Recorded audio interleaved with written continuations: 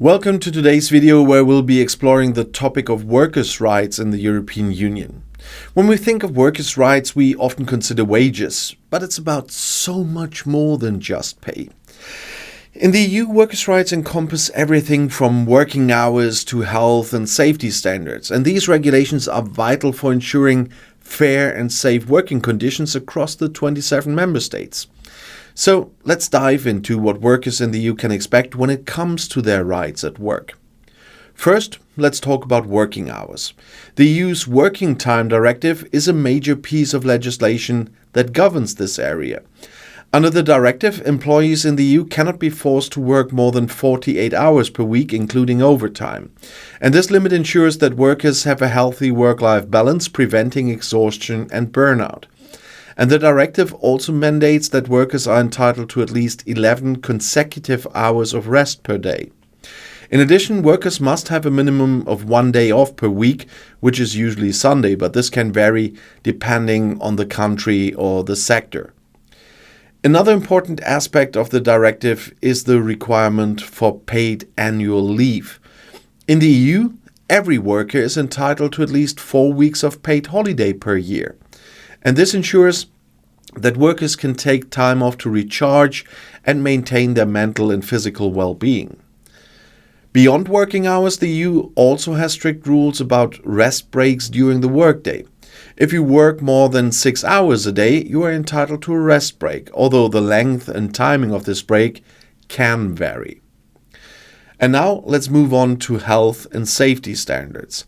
The EU has a comprehensive set of rules designed to protect workers' health and safety on the job. And these standards apply across industries, from offices to factories, and cover physical, mental, and social well-being. The foundation of EU health and safety law is the Framework Directive on Occupational Safety and Health. This directive places a duty on employers to ensure the health and safety of their workers in every aspect of their work. Employers must assess risks in the workplace, implement preventative measures, and inform workers about potential hazards. For example, in high-risk industries like construction or manufacturing, employers must provide workers with proper protective equipment, such as helmets, gloves, and safety harnesses. But it's not just about physical protection. The EU also recognizes the importance of mental health in the workplace. Employers are required to address risks related to stress, harassment, and bullying. In recent years, the EU has paid particular attention to work-related stress, as it can lead to serious long-term health issues. One area where the EU's health and safety standards have had a significant impact is in reducing workplace accidents. According to Eurostat, workplace accidents in the EU have steadily decreased over the past decade, thanks to stricter enforcement of safety regulations. It's also worth mentioning that the EU safety standards don't just apply to full-time workers. Temporary, part-time, and seasonal workers are also protected under these rules. In fact, these groups often face higher risks due to the nature of their work, making the regulations even more crucial. Another key aspect of workers' rights in the EU is the right to consultation and participation in workplace decisions. Workers have the right to be informed and consulted about significant changes affecting their work environment, such as mergers, layoffs, or restructuring.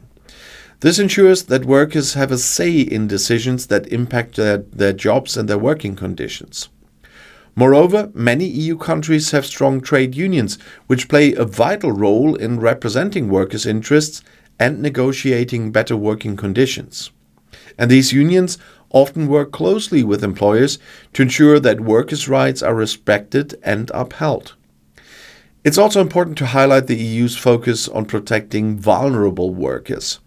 And this includes young workers, pregnant women, and those with disabilities. For example, there are specific rules in place to protect pregnant workers from hazardous work and to provide them with maternity leave.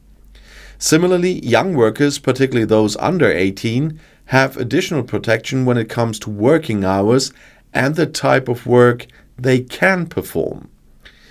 In addition to these protections, the EU has also been at the forefront of promoting gender equality in the workplace.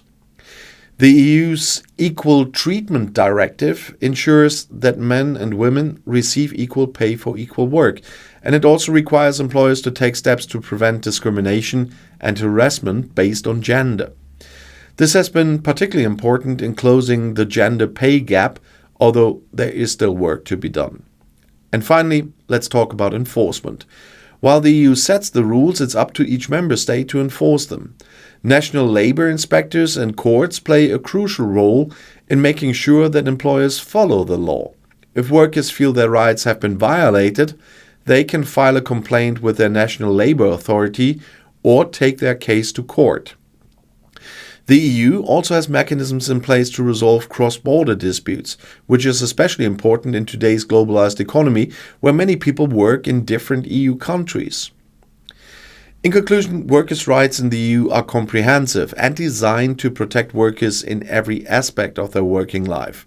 From limits on working hours to strong health and safety standards, the EU provides a robust framework to ensure that workers can enjoy fair, safe and healthy working conditions.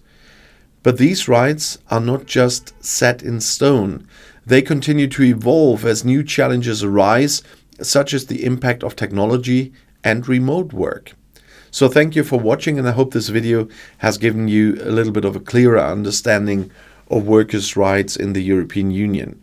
And if you found this content helpful, please don't forget to like, share and subscribe for more insights on important topics like this.